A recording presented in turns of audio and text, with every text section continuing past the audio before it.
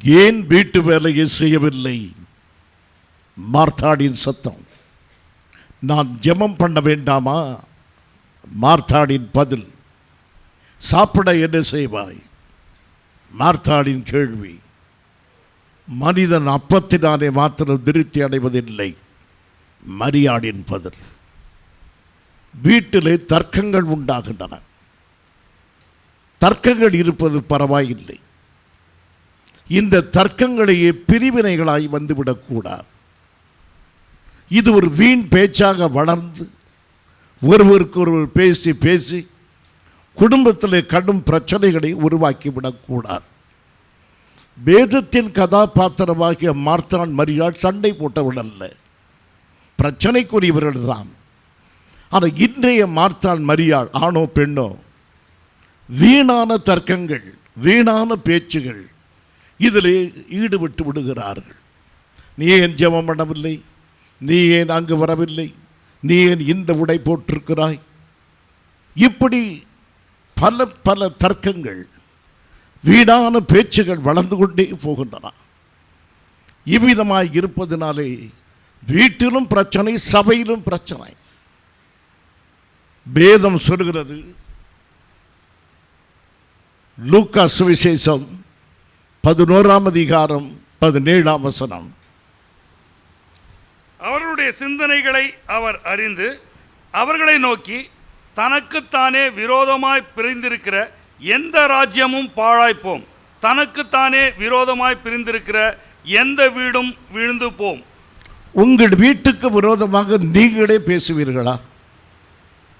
என் அப்பா மோசம், என் அம்மா மோசம், என் அக்கா மோசம், வீட்டுக்கு விரோதமாக நாம் பேசுவோமா?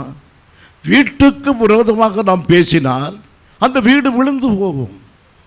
அந்த வீட்டின் நல் மதிப்பு விழுந்து போகும். சமுதாயத்தில் அந்த வீட்டினுடைய கௌரவம் விழுந்து போகும். நம் குடும்பங்களை பற்றி பேசும்போது, நம்ம அம்மாவை பற்றி பேசும்போது, நம்ம சொந்த அம்மாவை சொல்கிறேன்,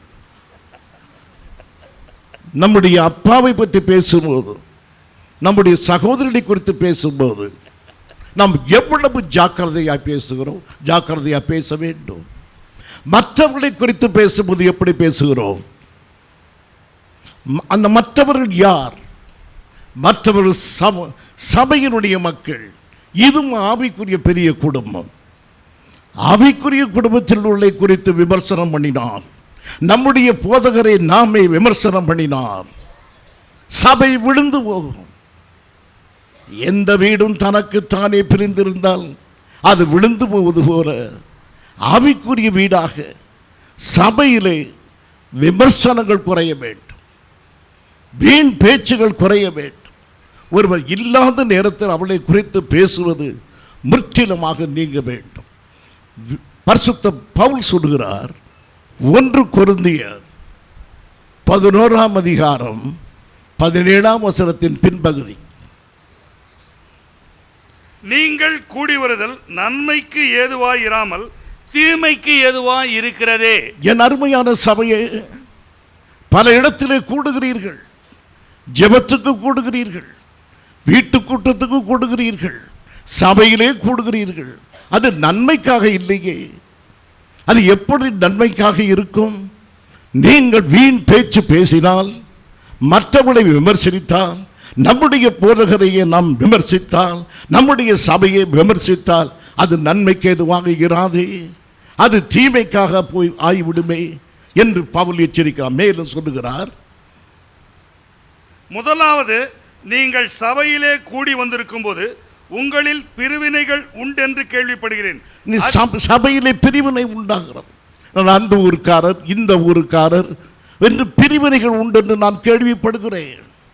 அதில் சிலவற்றை நம்புகிறேன். ஆம், எல்லாம் உண்மை அல்ல, ஆனால் சில காரியங்கள் உண்மை. அது சபையை வீழ்த்திவிடும்.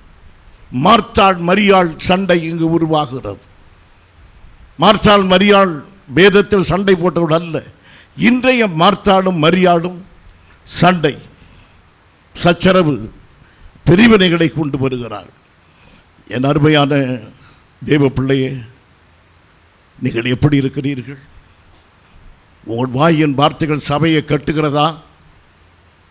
நான் உங்களுக்கு எப்போதும் சொல்கிறேன், மற்றவருடைய நல் மதிப்பு உங்கள் வாயில் பத்திரமாக இருக்க வேண்டும். மற்றபடி இழிவாக பேசாதீர்கள், மற்ற குடும்பங்களை விமர்சிக்காதீர்கள், பிற பெண்களை விமர்சிக்காதீர்கள்.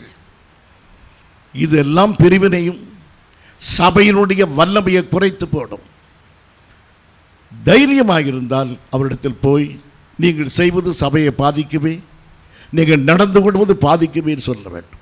உங்களுக்கு தைரியம் இல்லாவிட்டால் வாய் மூடி மௌனமாக இருப்பீர்களாக. ஆகையினால் அருமையானவர்களே, இந்த நாளில் முதலாவது நான் உங்களுக்கு பாரத்தோடு சொல்கிற காரியம், உங்கள் வீட்டுக்கு விரோதமாய் பேசாதீர்கள், உங்கள் சொந்த பிள்ளைகளுக்கு விரோதமாக பேசாதீர்கள், அதுபோல் உங்கள் சொந்த சபையை விமர்சிக்காதீர்கள்.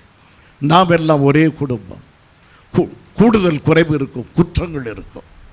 அவைகளையெல்லாம் நீங்கள் விமர்சித்து பேசி காலத்தை வீணாக்கி புதிய மார்த்தாள் மரியாட்களை சபையிலே உருவாக்க வேண்டாம் என்று உங்கள் அன்போடு நான் வேண்டிக் கொள்கிறேன். பெத்தானியா எதற்கு அடையாளம்? மார்த்தாள் மரியாள். ஆம் பிரியமானவர்களே, அந்த கிராமத்துக்கு அடையாளமே அந்த 2 சகோதரிகள். மார்த்தாள் பணிவிடைக்கு அடையாளம், மரியாள் பக்திக்கு அடையாளம். இவ்விதமாக இருவரும் அடையாளங்களாக இருக்கிறார்கள். பிரியமானவருடைய வேதம் சொல்கிறது நாம் அடையாளங்களாக இருக்க வேண்டும் என்று. ஏசாயா தீர்க்கதரிசன புத்தகம் 8ஆம் அதிகாரம் 18ஆம் வசனம்.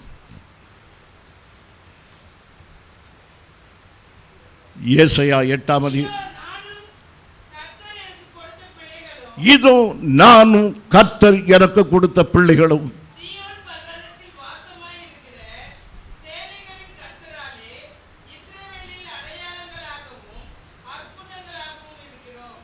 தேவனுடைய பிள்ளைகளாகிய நாம் இஸ்ரவேல் ஜனங்களுக்கு மத்தியிலே கர்த்தருக்கு அடையாளமாக இருக்கிறோம். நாம் கிறிஸ்துவுக்கு அடையாளமாக இருக்கிறோமா? நம்முடைய தெருவிலே, நம் தெருவுக்கே அடையாளம் நம்முடைய வாழ்க்கையா? இந்த தெரு எது? இந்த தெருவா? இதில் தான் அந்த பரிசுத்த சகோதரர் வாழ்கிறார், இதில் தான் அந்த சகோதரி வாழ்கிறாள் என்று நம்முடைய வாழ்க்கை அந்த தெருவுக்கு சாட்சியாக இருக்கிறதா, அடையாளமாக இருக்கிறதா? எது பெத்தானியா? எந்த பெத்தானியா குறித்து சொல்கிறீர்கள்? எந்த பெத்தானியாவா? மார்த்தாள் மரியாள், அந்த பெத்தானியா அடையாளமாக இருக்கிறார்கள். எந்த தெரு?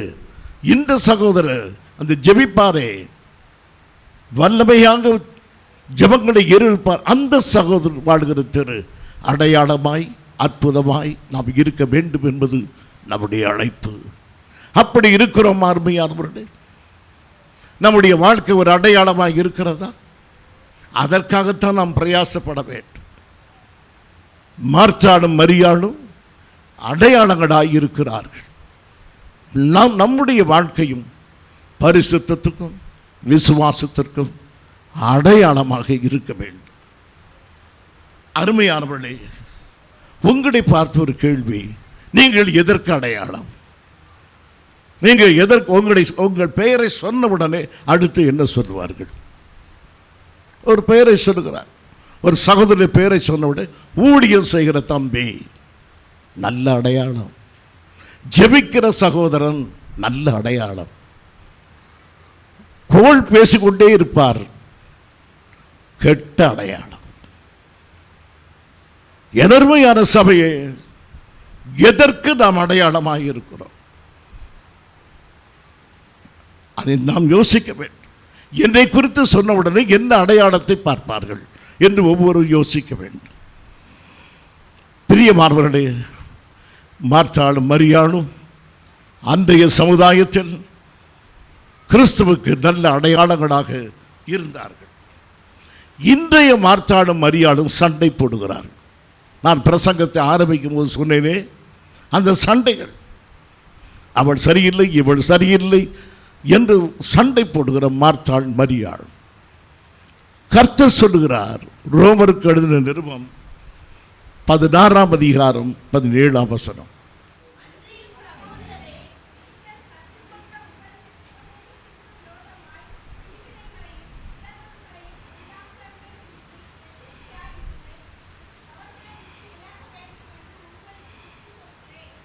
பரிசுத்த பவுல் நம்முடைய சபைக்கு புத்தி சொல்லுகிறார். என்ன புத்தி சொல்லுகிறார்? அந்த வசனத்தை திரும்ப வாசியுங்கள். அன்றையும் சகோதரரே, நீங்கள் கற்றுக்கொண்ட உபதேசத்துக்கு விரோதமாய் பிரிவினைகளையும் இடர்களையும் உண்டாக்குவதை குறித்து எச்சரிக்கையாயிருந்து அவர்களை விட்டு விலக வேண்டும் என்று உங்களுக்கு புத்தி சொல்கிறேன். குடிகாரர்கள், விபச்சாரக்காரர்கள், பொய்காரர்கள் இவர்களை விட்டு விலகுவதை விட இப்படி பிரிவினைகளை உண்டு விட்டு விலகுங்கள். கற்றுக்கொண்ட உபதேசத்துக்கு மாறாக நடக்கிறவர்கள், சத்துருக்களையும் சிநேகிகள் என்ற வார்த்தையை கற்றுக்கொண்டு கூட இருந்த விசுவாசிகளையே தவறாக பேசுகிற இந்த பழக்கம் உள்ளவனை விட்டு நீங்கள் விலகுங்கள். அந்த ஐக்கியம் உங்களுக்கு வேண்டாம் என்று வேதம் சொல்கிறார். பிரியமானவர்களே, நாம் ஒருவருக்கு விரோதமாக பேசும்போது நீங்கள் தடுத்து நிறுத்துங்கள். அப்படி பேசாதீர்கள் என்று. மௌனமாக கேட்டுக்கொண்டிருந்தால் நீங்கள் அதுக்கு பங்காளிகள். அந்த பேச்சுக்கு நீங்கள் உடந்தையாக இருக்கிறீர்கள். இல்லை, நான் எப்படி தடுப்பது? அந்த இடத்தை விட்டு விலகுங்கள். ஆகவே சபை காக்கப்பட வேண்டும் என்றால், குடும்பங்கள் காக்கப்பட வேண்டும் என்றால், நல் மதிப்பு காக்கப்பட வேண்டும் என்றால், வீண் பேச்சுக்காரர்களை விட்டு விலகுங்கள். அவருடைய ஐக்கியம் சபையை கெடுக்கும், குடும்பத்தை கெடுக்கும், நம் வீட்டு சமாதானம் கெட்டு போகும். ஆகையினால் அருமையானவர்களே, மார்த்தாள் மரியாள் சண்டைகள் சபையிலே வரக்கூடாது. வீணான பேச்சுக்கள் வரக்கூடாது. நான் இப்பொழுது ஒரு பிரிவினை குறித்து உங்களுக்கு சொல்ல போகிறேன். அது என்ன பிரிவினை என்றால், வாழ்க்கையை பிரிப்பது. நம்முடைய வாழ்க்கையை ரெண்டாக பிரிப்பது. ஒரு பகுதி ஸ்பிரிச்சுவல் லைஃப், ஆவிக்குரிய வாழ்க்கை. இன்னொரு வாழ்க்கை உலக வாழ்க்கை, செக்குலர் லைஃப். நம்முடைய வாழ்க்கையை ரெண்டாக பிரிக்கிறோம். எப்படி பிரிக்கிறோம்? ஆவிக்குரிய வாழ்க்கை, உலக வாழ்க்கை. ஞாயிற்றுக்கிழமை ஆவிக்குரிய வாழ்க்கை, திங்கட்கிழமை உலக வாழ்க்கை. மனம் போல வாழலாம் திங்கட்கிழமை, ஞாயிற்றுக்கிழமை பக்தியாக இருக்க வேண்டும். இப்படி வாழ்க்கையை பிரிக்கிறோம். தவறான பிரிவினை. உலக வாழ்க்கையை மார்த்தாள் ஆதரிக்கிறாள், ஆவிக்குரிய வாழ்க்கையை மரியாள் ஆதரிக்கிறாள். இன்றைய மரியாள், இன்றைய மார்த்தாள். அருமையானவர்களே, அப்படி வாழ்க்கை அமையக்கூடாது. ஞாயிற்றுக்கிழமை ஆவிக்குரிய வாழ்க்கை, திங்கட்கிழமையிலிருந்து சனிக்கிழமை வரையிலும் உலக வாழ்க்கை என்று நாம் பிரிக்கக்கூடாது. எப்படி பிரிக்கிறோம்? நாம் உலகத்தில் வாழும்போது பக்தியாய் வாழ்வதில்லை, விசுவாசமாய் வாழ்வதில்லை, மனம் போல வாழ்கிறோம். ஞாயிற்றுக்கிழமை ஜெபத்துக்கு மாத்திரம் விசுவாசம், ஞாயிற்றுக்கிழமை ஆராதனைக்கு பரிசுத்தம், ஞாயிற்றுக்கிழமை நம்முடைய நடவுடைய பாவனைகள் வித்தியாசம், மற்ற நாட்களில் வித்தியாசமாக இருக்கிறோம். இப்படி வாழ்க்கையை பிரிக்கும் போது ஒரு நியாயம் சொல்கிறோம். இது உலக வாழ்க்கை. உங்களில் யாராவது டீச்சராகவோ ஹெட்மிஸ்டராக பிரின்சிபலாக நீங்கள் இருப்பீர்களானால், நீங்கள் எப்படிப்பட்ட பிரின்சிபலாக இருக்க வேண்டும்? ஞானமுள்ள, அறிவுள்ள, திறமை. அது ரெண்டாவது. முதலாவது சொல்வது கிறிஸ்தவ பிரின்சிபலாக இருங்கள், கிறிஸ்தவ டீச்சராக இருங்கள், கிறிஸ்தவ டாக்டராக இருங்கள், கிறிஸ்தவ சூப்பரிண்டென்டாக இருங்கள், எந்த பதவியிலும் இருங்கள். ஆனால் கிறிஸ்தவர்களாய் நிச்சயமாய் இருக்க வேண்டும். ஆக இது வேலை ஸ்தலம், இது சபை அல்ல. சபையில் உள்ள ஒழுங்கு, சபையில் உள்ள ஆலோசனை எனக்கு வேண்டாம் என்று சொல்லக்கூடாது.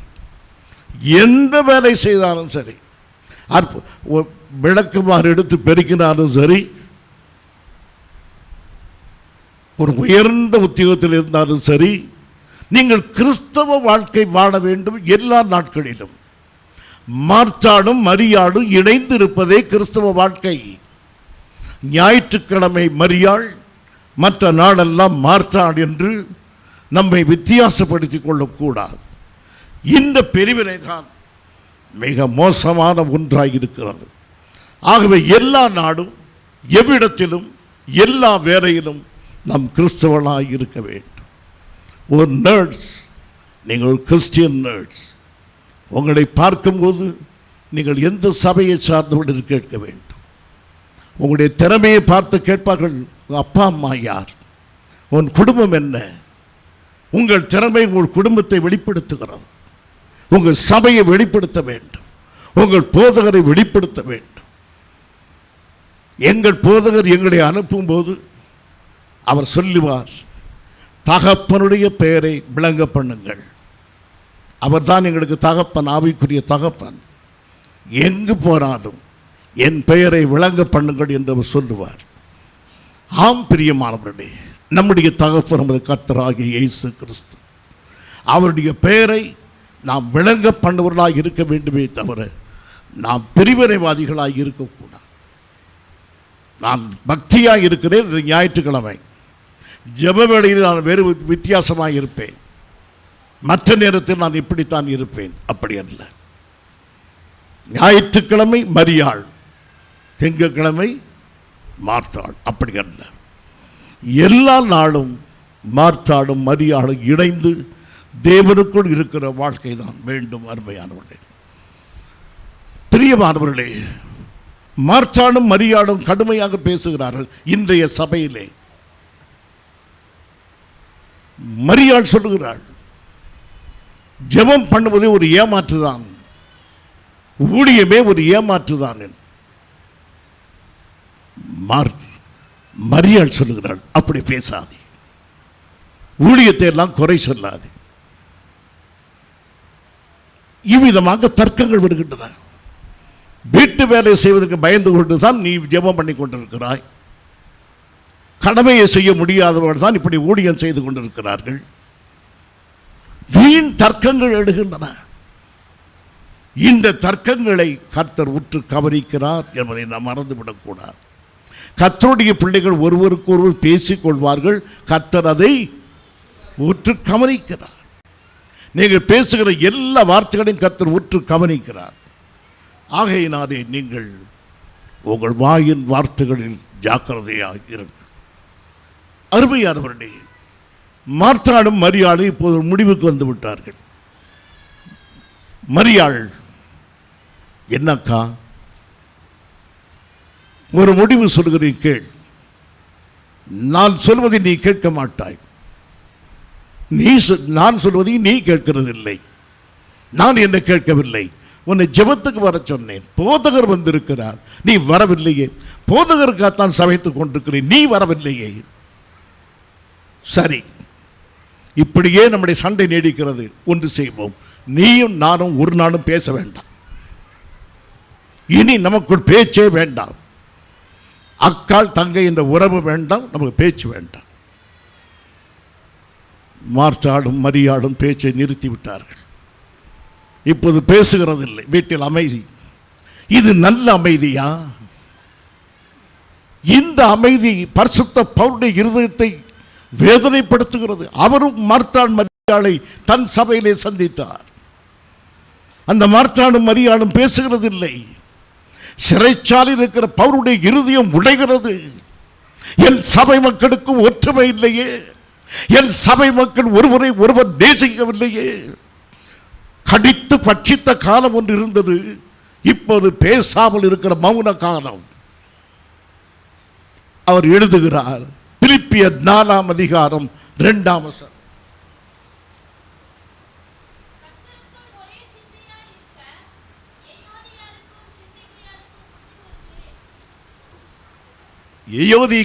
ஏயோதியாள் சிந்திக்கையாள், இவர் 2 பேரும் பேச மாட்டார்கள். Not speaking terms. மௌனமாகி விட்டார்கள்.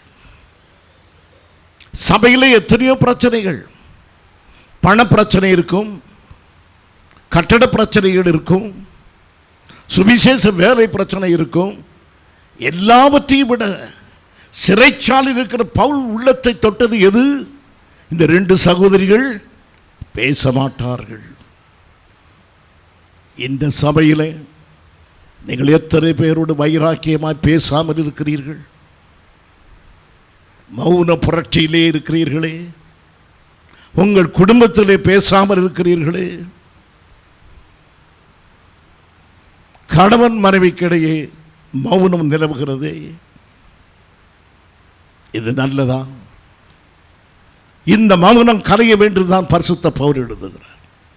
சில சமயத்தில் மௌனத்தை விளங்கிக் கொள்ள முடியாது. நான் அடிக்கடி சொல்லி இருக்கிறேன், ஒரு அம்மா தன் புருஷன் எவ்வளவு கடுமையாய் சொன்னாலும் பதிலுக்கு ஒன்று சொல்வதில்லை, மிக மௌனமாய் அமைதியாய் போவார்கள். அப்போது ஒருவர் கேட்டார், இவ்வளவு கடுமையாக அவர் பேசும்போது நீ இவ்வளவு மௌனமாய் வருகிறாயே, அதுக்கு காரணம் என்ன? ஒரே ஒரு காரணம்தான், துஷ்டனை கண்ட தூர விலகுகள். ஆகவே அதெல்லாம் நல்ல அமைதி அல்ல. என் அருமையான சகோதரனை சகோதரியா, இன்னைக்கு சபையை பார்ப்போம். உங்களில் யார் யார் யாரோடு பேச மாட்டோம் என்று இருக்கிறீர்கள்? இந்த மௌன புரட்சி எத்தனை பேருக்கு இருக்கிறது? அதை விட்டு விடுங்கள். பரிசுத்த பவுல் இருதயத்தை உடையப்படுகிறது. இன்றைக்கு அது கர்த்தராகிய இயேசு கிறிஸ்துவின் இருதயத்தை உடையப்படும்படியாய் அவ்வளவு கடுமையான பிரச்சனையாக இருக்கிறது.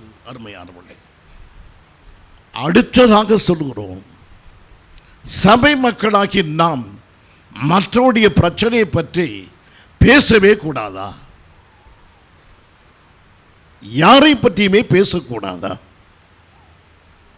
பிரியமானவர்களே, சமுதாயத்தில் அநேக பிரச்சனைகள் இருக்கின்றன. அந்த பிரச்சனைகளை குறித்தெல்லாம் நாம் பேசுகிறோமா? நாட்டில் எவ்வளவு கடுமையான பிரச்சனைகள் இருக்கின்றன. திருச்சபை விலகி இருக்கிறது. திருச்சபை அதை விட்டு விலகி போகிறது.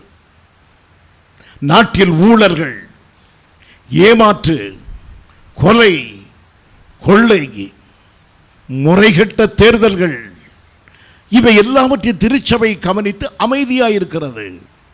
வாய் திறக்க வேண்டிய நேரத்தில் மார்த்தாடும் மரியாடும் வாய் திறக்கவில்லை. வாய் திறக்க வேண்டாத இடத்திலே வாய் திறக்கிறார்கள். எந்த பிரச்சனையை பேச வேண்டுமோ அந்த பிரச்சனையை பேசவில்லை. இந்த ஊழலுக்கு நாம் என்ன செய்ய முடியும்? நாட்டில் நடக்கிற அக்கிரமத்துக்கு நாம் என்ன செய்ய முடியும்? நல்ல கேள்வி. என்ன செய்ய முடியும் என்பதற்கு வேதம் சொல்கிறது. யோவேல் தீர்க்கதரிசன புத்தகம் 2ஆம் அதிகாரம் 1ஆம் வசனம்.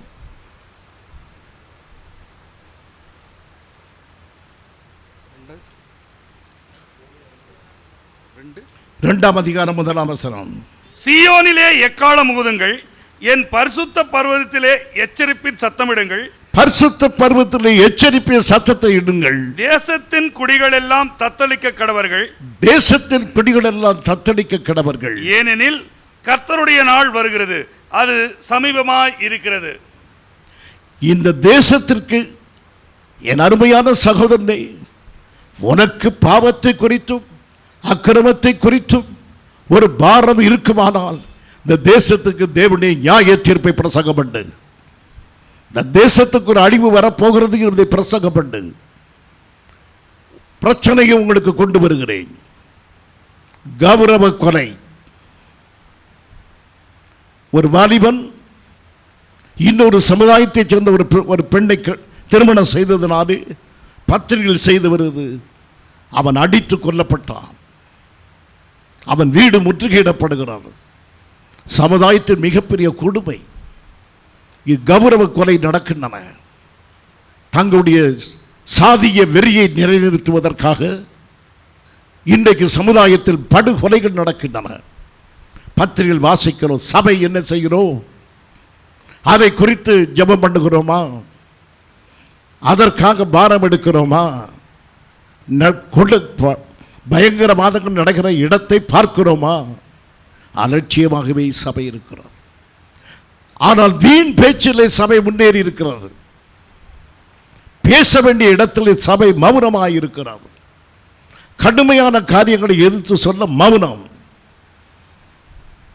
ஆனால் அதே சமயத்தில் வீணான காரியங்களை பேசுவது எவ்வளவு உற்சாகமாக இருக்கிறார்.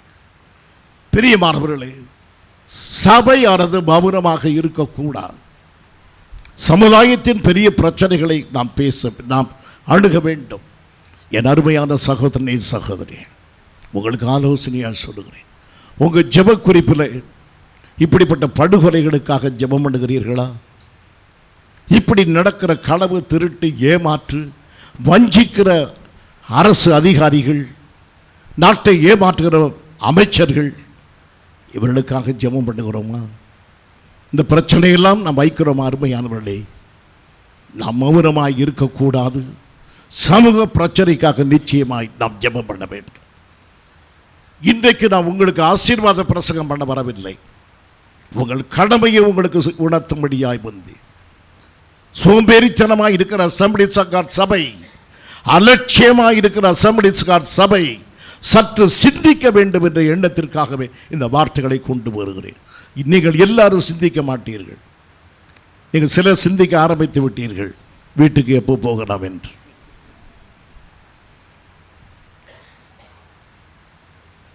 ஆவிக்குரிய சிந்தனை நமக்கு வேண்டும். பொது பிரச்சனைகளை சிந்திக்க வேண்டும். அவைகளுக்கு பரிகாரம் சபை தேட வேண்டும். சபைதான் இன்றைக்கு சமுதாயத்துக்கு ஆலோசனைகளை சொல்ல வேண்டும். அப்படி செய்கிறோம் அருமையானவர்களே. இப்போது பாருங்கள், மார்த்தாள் வருகிறாள், ரொம்ப அழுத்து வருகிறாள். லூக்கா சுவிசேஷம் 10ஆம் அதிகாரம் 40ஆம் வசனத்தின் முதல் பகுதி. மார்த்தாளோ பற்பல வேலைகளை செய்வதில் மிகவும் வருத்தமடைந்து. ஆம், இன்றைக்கு மார்த்தாளுக்கு வருத்தம். மார்த்தாள் மரியாதை 2 பேரில் இயேசு யாரை அதிகமாக நேசித்தார்? நமக்கு எதுக்கு வம்பு அப்படிங்கிறீர்களா? லூக்கா சுவிசேஷம், மன்னிக்கவும், யோவான் சுவிசேஷம் 11ஆம் அதிகாரம் 5ஆம் வசனம்.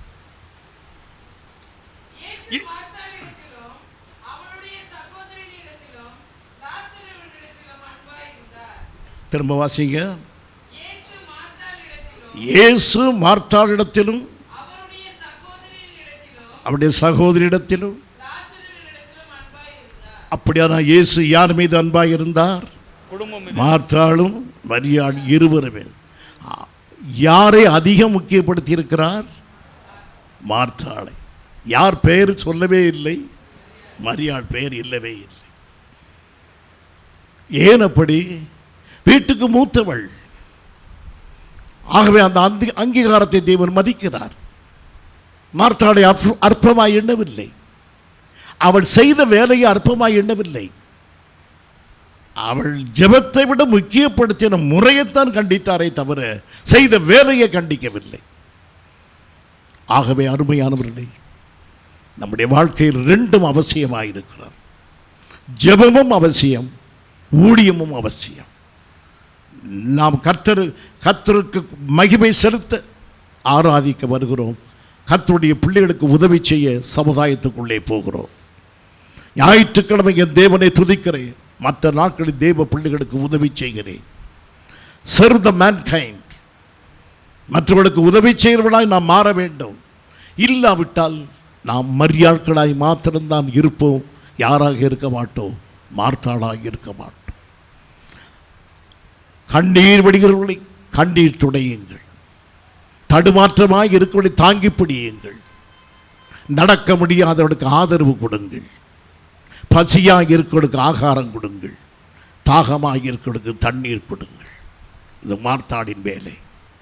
மார்த்தாளாகவும் இருங்கள், மரியாளாகவும் இருங்கள். ஆம் பிரியமானவர்களே, இப்போது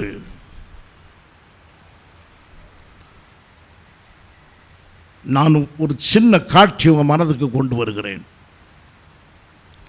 காரில் பேக் சீட்டில் பிள்ளைகளை உட்கார்ந்துருக்கோம். அந்த பிள்ளைகள் 2 பேர் இருந்தால் ஒரு கோடு போட்டுக்கணும், கற்பனை கோடு. நீ இதை தாண்டி வரக்கூடாது, என் சீட். இந்த இடத்துக்கு நீ வரக்கூடாது, இது என்னுடைய சீட். கொஞ்ச நேரத்தில் சத்தம் கேட்கும். அப்பா காரை ஓட்டிட்டு போவார். அப்பா அவன் என்னை தொட்டுட்டான், அவன் கால் இந்த பக்கம் வந்து இருக்குது. இல்லைப்பா அவன் கை தான் இந்த பக்கம் வந்தது. சண்டை, மறுத்தாளுக்கு மரியாதை. அப்பா சொல்கிறாரு, காரை நிறுத்திடுவேன், பிரயாணமே கிடையாது. சரிப்பா ஒழுங்காக இருக்கிறோம். இதைத்தான் சபையிலே சொல்லுகிறார். அவன் என்னை தொட்டுட்டான், இவள் என்னை அடித்தாள், இப்படி சண்டை போடும் நான் சபையை நிறுத்தி விடுவேன். I will close the church. தகப்பன் எப்படி காரை நிறுத்துகிறாரோ அதுபோல ஆண்டவர் சொல்வார், நான் நிறுத்தி விடுவேன் சபையை. என் வீட்டிலே சண்டையும் சச்சரவாய் வாழ்வதை விட அது இல்லாமல் இருப்பதே நல்லது என்று. என் அருமையான சபையே, ஒற்றுமையாக இருங்கள், ஒருவருக்கொருவர் அன்பாக இருங்கள், கர்த்தருக்குள் வளருங்கள். அருமையானவர்களே, ஒவ்வொருவருக்கும் கர்த்தர் அழைப்பை கொடுக்கிறார். பேக் சீட்டை பார்த்து தகப்பன் சொல்லுகிறான், ஜாக்கிரதையாக நீ உட்கார்ந்து கீழே விழாமல் உன்னை பார்த்துக்கோ. 2 பிள்ளைகளுக்கும் தகப்பன் சொல்லுகிறான், பத்திரமாயிரு, திடீர்னு பிரேக் போடுவேன், நீ விழாமல் பார்த்துக்கோ, பெல்ட் எல்லாம் போட்டுக்கோ, ஜாக்கிரதையாயிரு. பிலிப்பியர் 2ஆம் அதிகாரம் 12ஆம் வசனம். ஆதலால் எனக்கு பிரியமானவர்களே, நீங்கள் எப்பொழுதும் கீழ்ப்படுகிறபடியே நான் உங்களுக்கு சமீபமாய் இருக்கும் பொழுது மாத்திரமல்ல, நான் உங்களுக்கு சமீபமாய் இருக்கு, அதாவது போதகர் இருக்கும்போது மாத்திரமல்ல, நம்மோடு போதகர் நடந்து வருவாரு, பரிசுத்த பவுல் நம் கூட நடந்து வருவாரு. அவர் நம் கூட இருக்கும் போது மாத்திரமல்ல, அவர் இல்லாதிருக்கும் போதும், நான் தூரமாய் இருக்கிற இப்பொழுதும் அதிக பயத்தோடும் நடுக்கத்தோடும் உங்கள் ரட்சிப்பு நிறைவேற பிரயாசப்படுங்கள். ஆம், உங்க சொந்த ரட்சிப்புக்காக ஜாக்கிரதையாயிருங்கள், எனக்காக செய்யாதீர்கள். நான் சில சமயம் வரமாட்டேன், நான் உங்களோடு கூட இருக்க மாட்டேன், போதகர் வரமாட்டார். ஆனால் நீங்கள் பயத்தோடும் நடுக்கத்தோடும் உங்கள் ரட்சிப்பை கவனியுங்கள். பேக் சீட்டிலிருந்து விழுந்து விடாதீர்கள், ஜாக்கிரதையாய் உங்களை பார்த்து கொள்ளுங்கள். என் அருமையான சபையே, இந்த ஆலோசனை கேட்டு ஜாக்கிரதையாய் வாழ கர்த்தர் உதவி செய்வாராக. நான் பிரசங்கத்தை முடிக்கப் போகிறேன். மரியாள் தன் கையிலே ஒரு எண்ணெய் குப்பியை வைத்திருக்கிறாள். மார்த்தாள் தன் கையிலே ஒரு எண்ணெய் விளக்கை வைத்திருக்கிறாள். இரவு மணி 12, மார்த்தாளின் விளக்கு எரிகிறது. மார்த்தாளின் வேலை தொடர்ந்து நடக்கிறது. He was burning the midnight oil. நடுராத்திரி வேளையிலும் அவள் வேலை செய்து கொண்டு இருக்கிறாள். மரியாள் இந்த எண்ணெய் எடுத்து ஆண்டவருடைய தலையில் ஊற்றுகிறார். அபிஷேக தைலம். 2 எண்ணெய்களை பார்க்கிறோம். நள்ளிரவில் எரிகிற விளக்கு, இயேசுவின் தலையில் ஊற்றப்படுகிற அபிஷேக தைலம். மார்த்தாள், மரியாள் 2மே அவசியம். கர்த்தரை ஸ்தோத்திரம் பண்ணி ஜெபம் பண்ணி புகழ்ந்து பாடி ஆராதிப்பதும் அவசியம். கர்த்தருக்காக பணிவிடை செய்வதும் அவசியம். 2 காரியத்தை செய்யுங்கள். இந்த 2மே கர்த்தருடைய வேலையாக இருக்கின்றன. பிரச்சனை மார்த்தாளுக்கு எது பிரச்சனை? சபையில் அறை அல்ல, மரியாள் தான் பிரச்சனை. இந்த மரியாள் எப்போது பிரச்சனை இல்லையோ அப்போது வீடு சமாதானம் அடையும். என்னை கேட்கும் தேவ பிள்ளையே, எந்த சகோதரனையும் பிரச்சனையாக எடுக்காதீர்கள், எந்த சகோதரியும் பிரச்சனையாக எடுக்காதீர்கள். நாம் எல்லாரும் ஒரே குடும்பம். கர்த்தரை நேசித்து மரியாளை போல ஒருவருக்காக ஒரு ஜெபம் பண்ணுவோம். மார்த்தாளை போல ஒருவருக்கு ஒருவர் உதவி செய்வோம். அப்போது இந்த சபை பிரிவினை விட்டு விலகும், உற்சாகமாக இருக்கும். கர்த்தருக்குள் அது அருமையான ஒரு சபையாக இருக்கும். அருமையானவர்களே, ஒரு சம்பவத்தை சொல்லி என்ன செய்ய வேண்டும் என்ற முடிவை உங்களுக்கே விட்டு விடுகிறேன். அந்த கேள்வியோடு நீங்கள் வீட்டுக்கு போங்கள். முடியுமானால் அந்த பதிலோடு என்றைக்காவது என்னை சந்தேகங்கள். என்ன காரியம்? ஒரு வனாந்தரமான இடம். அந்த வனாந்தரமான இடத்துக்கு மிஷனரிமார்கள் போகிறார்கள். அங்கு பிரசங்கம் பண்ணி 10-15 பேர் ரட்சிக்கப்படுகிறார்கள். அவர்களுக்கு ஞானசாரம் கொடுக்க வேண்டும். அந்த அவாந்தர வெளியில் மழையே கிடையாது. குடிக்க தண்ணி இல்லாமல் அந்த கிராம மக்கள் கஷ்டப்படுகிறார்கள். இவர்கள் பக்கத்து டவுனில் ஒரு லாரியில் பெரிய பெரிய பாத்திரங்களில் எத்தனையோ கேலன்ஸ் தண்ணீர்களை கொண்டு வருகிறார். கொண்டு வந்து அங்குள்ள தொட்டியை நிரப்புகிறார்கள். அந்த தொட்டியை நிரப்பி ஒவ்வொருவராய் இறங்கி ஞானசாரம் கொடுக்க ஆயத்தமாகிறார். கிராமத்து சிறு பிள்ளைகள் வருகிறார். தாகமாக இருக்கிறார், குடிக்க கொஞ்சம் தண்ணீர் தாருங்கள். வந்திருக்க கூட்டத்துக்கு தண்ணீர் கொடுத்தால் ஞானஸ்தானத்துக்கு தண்ணீர் கிடையாது. ஞானஸ்தானம் கொடுத்தால் குடிப்பதற்கு தண்ணீர் இல்லை. மார்த்தாள் சொல்லுகிறாள், பிள்ளைகளுக்கு தண்ணீர் குடியுங்கள். பிள்ளைகள் தவித்திருக்கிறார்கள். பிள்ளைகள் கொஞ்ச நேரத்தில் சோர்ந்து விழுந்து விடுவார்கள். தண்ணீர் கொடுங்கள் என்று சொல்கிறார். மரியாள் சொல்லுகிறாள், நம்முடைய வேலை ஞானஸ்தானம். ஞானஸ்தானம் கொடுங்கள். தாகமாக இருக்கிறது, எங்களுக்கு ஞானஸ்தானம் கொடுங்கள். இந்த 2 சத்தத்திலும் எதற்கு நாம் கீழ்ப்படிய வேண்டும்? கர்த்தர் நடத்துவாராக. ஆமென். ஜெபம் பண்ணுவோம். நீ நல்லவர், நீர் வல்லவர் ஆண்டவரே. இதோ இந்த நாளில் நாங்கள் கேட்ட இந்த வார்த்தைக்காக நன்றி செலுத்துகிறோம் கர்த்தாவே. நன்றியோடு உம்மை துதிக்கிறோம் ஆண்டவரே. இந்த நாளிலிருந்து ஆண்டவரே மார்த்தாளை போலவும் மரியாளை போலவும் ஆண்டவரே எங்களுடைய வாழ்க்கையை நாங்கள் மாற்றியும்படியாக எங்களை ஒப்புக் கொடுக்கிறோம் ஆண்டவரே. தகப்பனே நீ நல்லவர் ஆண்டவரே. இந்த நாளில் ஆண்டவரே எங்களுடைய சுயங்களுக்காக மாத்திரம் இல்லாமல் ஆண்டவரே இந்த சமுதாயத்திற்காக ஆண்டவரே இந்த வேலையில ராஜா எங்கள் சபைக்காக நாங்கள் செபிக்கிறோம் ஆண்டவரே. எங்கள் சபையில் காணப்படுகிற எல்லா பிரிவினைகளை இயேசுவின் நாமத்தினால வெளியேறும்படியாக ஜெபிக்கிறோம் ஆண்டவரே. ஆண்டவரே ஒருவருக்கொருவர் சமாதானமாய் இருந்து ஆண்டவரே கர்த்தருடைய வருகை மட்டும் ஆண்டவரே உங்களுடைய ரட்சிப்பை காத்துக் கொள்ளுங்கன்ற வார்த்தையின்படியாகவே அப்பா எங்களுக்குள்ள இருக்கிற எல்லா பிரிவினைகள் இயேசுவின் நாமத்தினால வெளியேறுவதாக. இதுவரையிலும் ஆண்டவரே எங்க சபையை ஆண்டவரே ஸ்தோத்திரம் ஆண்டவரே. இந்த சபை ஆண்டவரே இந்த வெள்ளூர் மாவட்டத்திற்கு ஒரு விளக்கா இருக்கும் ஆண்டவரே. அப்பா இந்த சபையை கர்த்தர் நீர் எடுத்து பயன்படுத்துவீராக. எங்க சபையில காணப்படுகிற எல்லாவித அந்தகாரத்தின் இருள்கள் விலகுவதாக ராஜா. அப்பா எங்களுக்குள்ளாக ஒரு பாரங்கள் உருவாகட்டும் ஆண்டவரே. ஒரு ஜெபாவி நிரப்பட்டும் ஆண்டவரே. அப்பா எங்களை நிரப்புங்க ஆண்டவரே. சபையில் இருக்கிற ஒவ்வொரு மூப்பர்களையும் ஆண்டவரே, சபையில் இருக்கிற ஒவ்வொரு வாலிப பிள்ளைகளையும் சிறு பிள்ளைகளையும் கர்த்தர் எங்களை பயன்படுத்தும்படியாக ஒப்புக் கொடுக்கிறோம் ஆண்டவரே. இதோ கடைசி நாளில் ஆண்டவரே மாம்சமான யாவர் மீது என் ஆவியை ஊற்றுவேன் என்று சொன்னீரே. அப்பா உம்முடைய ஆவியை ஊற்றும்படியாக ஜெபிக்கிறோம் ஆண்டவரே. அப்பா நாங்கள் எழுந்து பிரகாசிக்கட்டும் ஆண்டவரே. அப்பா எங்களை நிரப்பி அருள வேண்டும் என்று ஜெபிக்கிறோம் ஆண்டவரே. அப்பா இந்த நாளில் ஆண்டவரே சபை மாத்திரம் ஆண்டவரே சமுதாயத்தில் காணப்படுகிற ஏராளமான காரியங்கள் இருக்குது ஆண்டவரே. அதற்கு நாங்கள் எதிர்த்து நிற்கவும் மாத்திரம் ஆண்டவரே ஜெபத்தில் நாங்கள் ஆண்டவரே முழங்கால் இட்டு எல்லாவற்றையும் ஜெயிக்கும்படியாய் கர்த்தர் நீர் எங்களுக்கு உதவி செய்யுங்க ஆண்டவரே. அப்பா உலக ஆண்டவரே ஸ்தோத்திரம் ஆண்டவரே நீங்க திடன் கொள்ளுங்கள், உலகத்தை நான் ஜெயித்தேன் என்று சொல்லி இருக்கிறீங்க ஆண்டவரே. நாங்கள் உலகத்தை ஜெயிக்கிற பிள்ளைகளாய் எங்களை மாற்றுங்க ஆண்டவரே. இந்த சமுதாயத்தில் ஆண்டவரே காணப்படுகிற எல்லா காரியங்கள் ஆண்டவரே விபச்சாரங்களும் ஆண்டவரே எவ்வளவு அழிவுகளும் ஆண்டவரே எவ்வளவு ஏமாற்றத்தனங்களும் ஆண்டவரே எவ்வளவு பேர் தற்கொலைகளுக்கு நேராக போகிறாங்க ஆண்டவரே. எங்க சபை எழுந்து ஜெபிக்கணும் ஆண்டவரே. நாங்க ஒவ்வொருவரும் திறப்பில் நின்று ஜெபிக்கணும் ஆண்டவரே. இந்த நாளில் எங்களுக்கு கற்றுக் கொடுத்த வார்த்தைக்காக ஸ்தோத்திரிக்கிறோம் ஆண்டவரே. எல்லாவற்றையும் கரத்தில் ஒப்புக் கொடுக்கிறோம். இயேசு கிறிஸ்துவின் மூலம் எடுக்கிறோம் நல்ல பிதாவே. என் ஆத்துமாவே கர்த்தரை ஸ்தோத்திரி, என் முழு உள்ளமே அவர் பரிசுத்த நாமத்தை ஸ்தோத்திரி.